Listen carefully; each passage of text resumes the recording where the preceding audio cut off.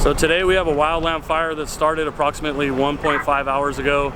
It came out as a roadside spot, started on an island off Highway 101, quickly jumped the road and grew to about 30 to 40 acres with an uphill rate of spread in the grass and a wind on it. We have the fire contained but not controlled right now. They're working on getting the hose lines around it and the bulldozers almost around the head of the fire to slow the forward progress.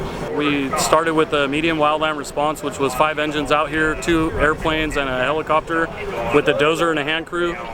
They quickly updated that to 2 additional fixed tankers and an additional helicopter. And we do have our local cooperators out here along with the adjacent unit to us to the north.